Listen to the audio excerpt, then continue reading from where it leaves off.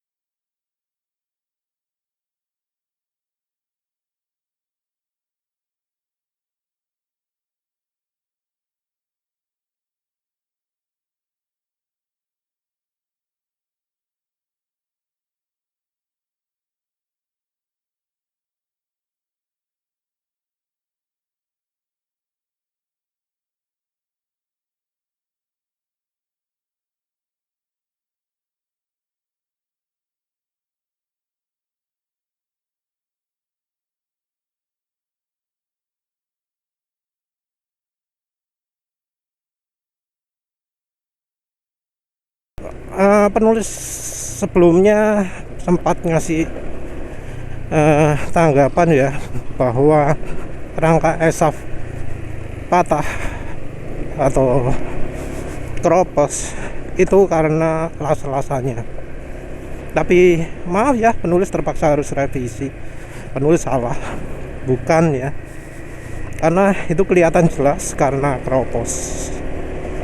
keroposnya sepertinya sih karena air hujan, bukan karena banjir ya, tapi karena air hujan. Karena kelihatan bahwa keroposnya itu mulai dari depan. Kalau misalnya itu gara-gara banjir, kena air cucian, maka yang keropos mestinya juga bagian belakang. Tapi ya bisa dilihat di banyak kasus keroposnya di bagian depan.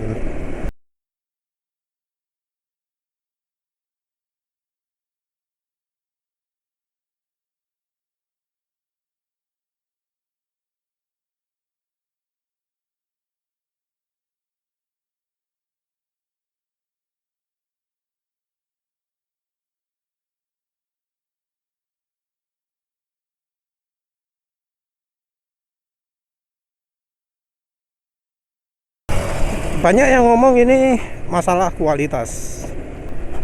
Kalau menurut penulis ini lagi-lagi merupakan contoh bahwa tekniknya orang Jepang, teorinya orang Jepang, triknya orang Jepang nggak berlaku untuk Indonesia. Jadi saya ingat penulis, ESAF itu diperkenalkan untuk membuat desain motor jadi lebih ringan. Jadi tujuannya ESAF kalau nggak salah adalah lebih ringan dengan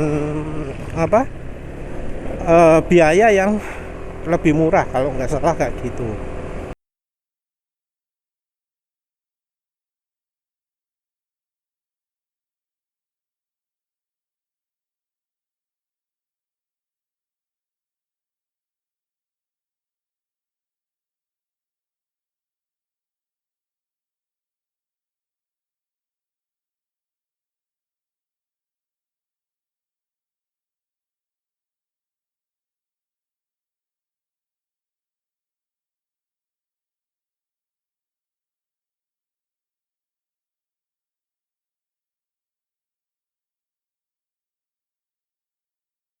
Nah, lebih ringannya ini dicapai dengan mengurangi bobot besi dengan merubahnya jadi konstruksi model tubing ya. Ada beberapa lapis logam yang dirapatkan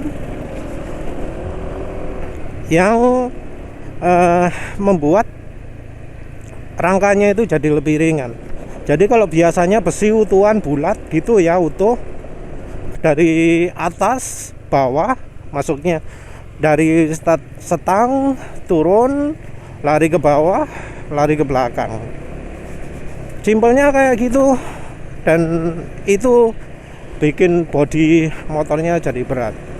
Dengan ESAF dia bisa pakai besi atau logam yang tipis-tipis, yang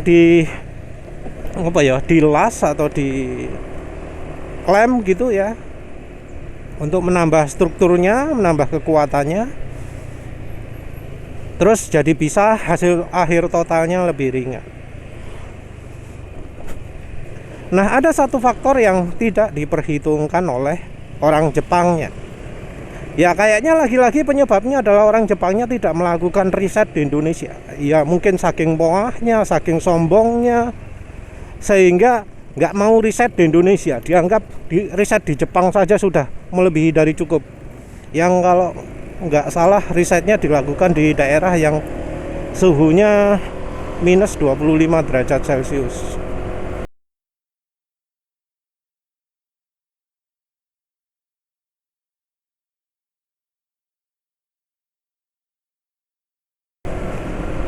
Jadi keras kepalanya orang Jepang membuat orang Jepang males riset di Indonesia. Karena males riset di Indonesia, jadinya nggak ngerti bahwa desain seperti itu bisa rawan kena karat. Penggunaan logam besi yang tipis-tipis, plat tipis-tipis, tentu ya lebih rawan karat daripada kalau yang besi utuhan. Kalau besi utuhan karat dimulai dari ya ujung paling ujung gitu ya.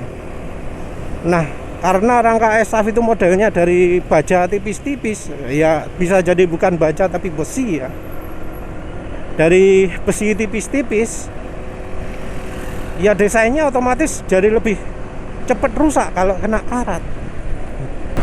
Mungkin dari pihak Hondanya ngomongi, oh kalau itu merupakan kesalahan dari Honda bakal diganti. Tapi kalau rasanya ya, kalau itu karena kesalahan desain, mustahil akan diganti. Tergantung dari seberapa kuat backingannya yang protes.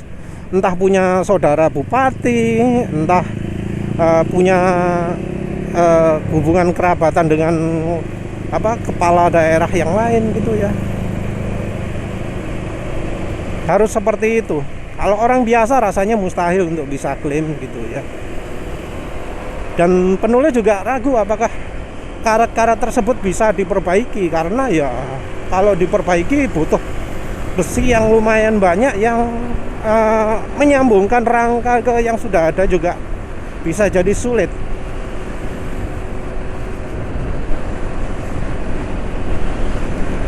Ada dua hal ya menurut penulis yang membuat rangka ESAF ini lemah terhadap karat itu ya.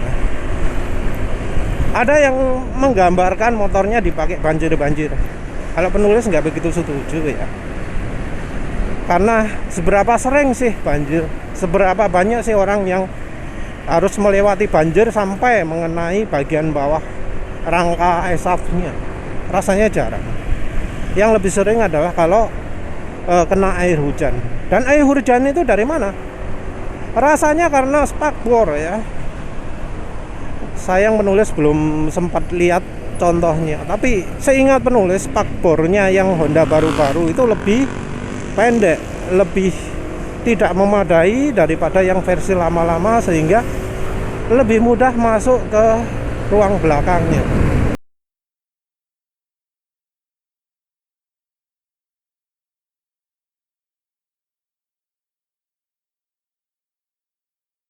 Spakbor yang tidak memadai, penghalangan air yang tidak memadai, membuat air hujan jauh lebih mudah masuk ke ruang ESAF-nya itu sendiri. Jadi menurut penulis, karena desain dari spakbornya dan desain penutup airnya yang di belakangnya spakbor itu masih memungkinkan air untuk terciprat masuk ke rangka ya, ke bagian ESAF yang bawah. Air hujan itu kalau di daerah Indonesia ini sangat korosif ya, sangat mudah menyebabkan karat karena airnya partikelnya tinggi, kandungan asamnya tinggi, sehingga listrik sangat mudah sekali mengalir di air tersebut. Karena listrik sangat mudah mengalir, maka perbedaan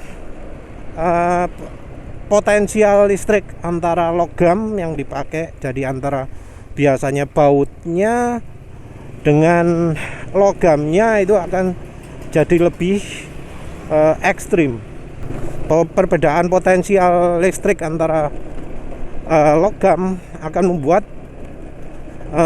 terjadinya plus dan minus.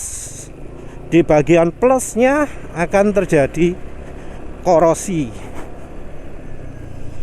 karat, dan seterusnya. Karena di bagian plus akan terjadi reaksi. Biasanya kalau di kapal-kapal untuk mengatasi ini dikasih sacrifice anode atau apalah itu ya.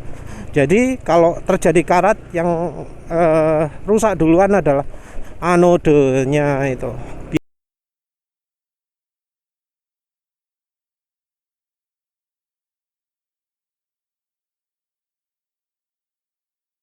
Biasanya pakai aluminium gitu ya. Air hujan ini akan menyebabkan karat ya, penyebabkan karat yang sangat cepat. Walau rangkanya sudah dicat pun ya, bakal cepat terjadi karat. Karena penulis sendiri mengalami di motor ini ya, motor Yamaha NMAX ini. Saat itu penulis belum tambahan spakbor. Penulis lihat bagian bawah, waduh, amit-amit karate loh, bunga karate sangat-sangat banyak ya.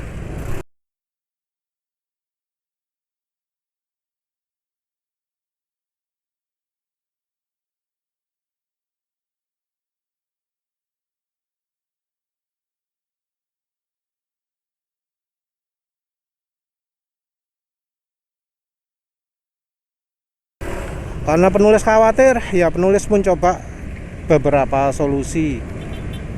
Pertama pakai kardus, pakai karton, yang ternyata bagaimanapun cara melakbannya ternyata mudah sekali kerembesan air ya. Kalau sudah rembes rusak ya tentu lepas. Terus akhirnya sekarang pakai plastik stomat, plastik map, ya tentu boleh pakai plastik yang lain juga. Yang penting cukup elastis, lemes, tapi nggak terlalu lemes. Setelah penulis pakai stomap itu, ya ternyata sampai sekarang ya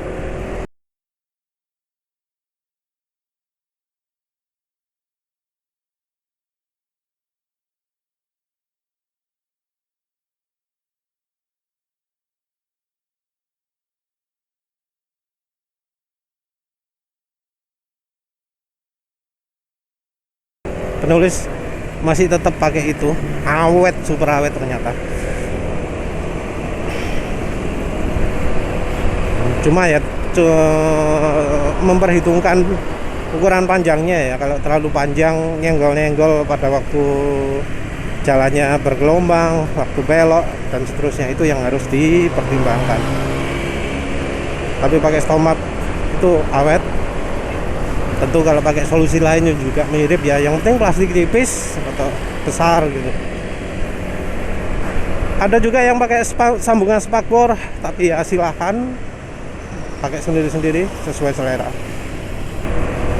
Tapi yang jelas timbulnya karat di motor penulis ini menunjukkan bahwa ya standar pabrikan untuk pengecatan lah, termasuk ini yang kelasnya Yamaha, itu masih lebih lemah ya, masih kalah sama cuacanya Indonesia, sama hujannya Indonesia. Ya pastinya lah yang buatan pabrik itu sudah dicat, sudah dilapisi yang anti karat macam-macam, karena ya bagian sensitif. Tapi ya buktinya karat, bunga karatnya jadi banyak. Kalau penulis biarkan saja, ya rasanya bukan nggak mungkin bisa makin keropos bagian rangka ini, walau itu logamnya tebel, walau itu model pipa yang tebel, apalagi model rangka ESAF yang pakai plat logam tipis-tipis, pasti ya bakal lebih ringkih lagi. Nah, terus apa solusinya bagi yang punya rangka seperti itu? Karena kalau nunggu putus dulu kan ya gimana gitu ya. Yang pertama ya jelas itu bagian spakbornya dibuat sedemikian rupa sehingga air itu lebih sulit masuk ke ruang mesin. Mau ditambahi diskotlet lagi, ditambahi lapisan sehingga jadi lebih tinggi dari spakbornya sampai ke atas, kan bagian penutup bagian belakangnya spakbor itu kan plastiknya nggak sampai ke atas. Nah, dibuat sedemikian rupa sehingga nyampe ke atas. Pakai skotlet, pakai plastik, pakai selotip, sembarang lah wis. Yang penting gimana caranya bagian belakangnya itu lebih gede. Kalau pakai sambungan spakbor rasanya mustahil ya, karena wis gak ono enggen, nggak ada tempat untuk sambungan spakbornya. Sambungan spakbor juga modelnya yang turun ke bawah.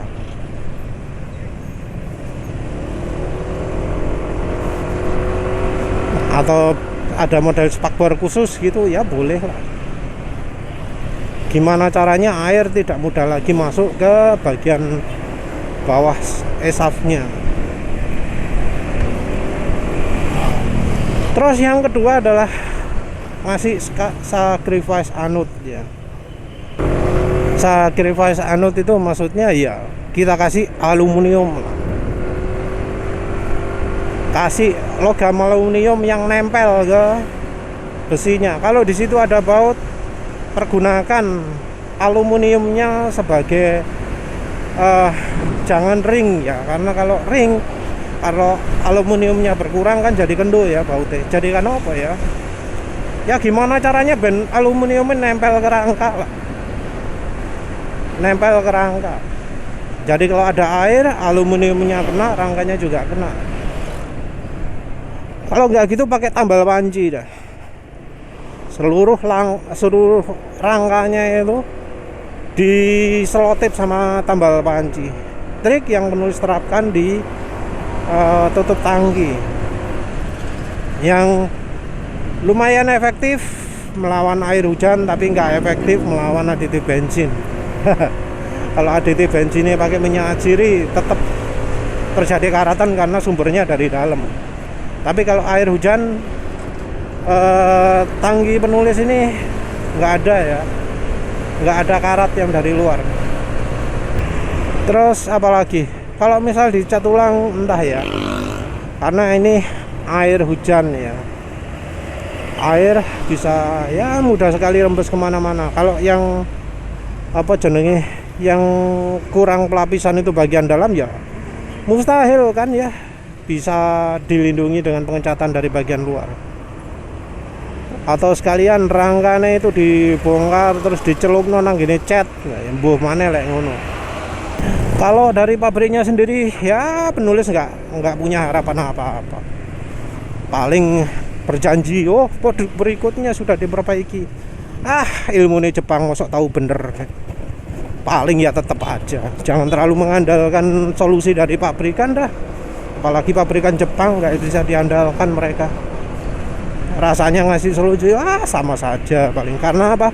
Karena mereka nggak akan nguji di Indonesia. Karena mereka keras kepala, nguji di Jepang tok cukup. Coba dah orang Jepangnya sana nyoba ujinya di kayak yang tiap hari penulis lewat jalan beton dari Juanda ke Aloha, terus ke arah sini juga.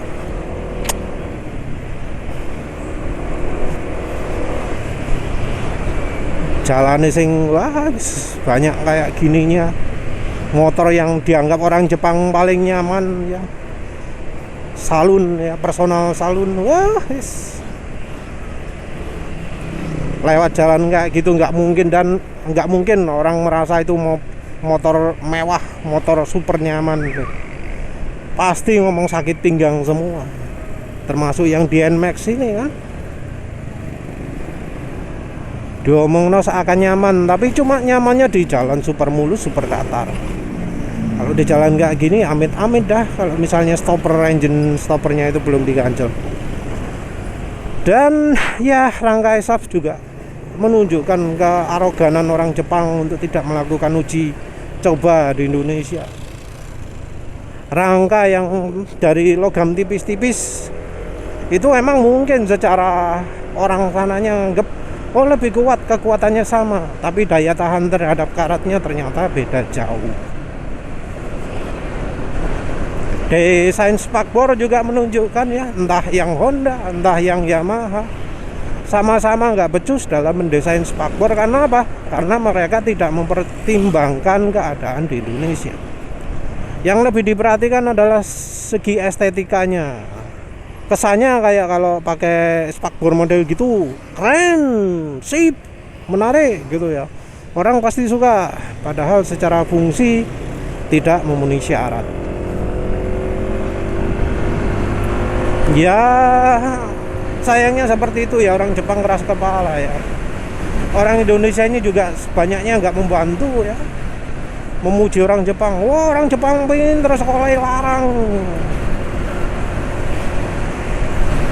Padahal ya terjadi kayak gini ini mereka yang memuji orang Jepang itu pada entah lari kemana. Karena yang begini ini apa jenenge, pasti mereka menyalahkan yang pabrik. Padahal nggak cuma pabrik itu, yang desain juga salah kalau menurut penulis ya. Mungkin orang ngomong kualitas, tapi barang dengan kualitas yang sama, antara besi utuhan bunder gitu dengan yang plat-plat tipis-tipis, ya lebih kuat yang utuhan loh ya kalau untuk melawan karat,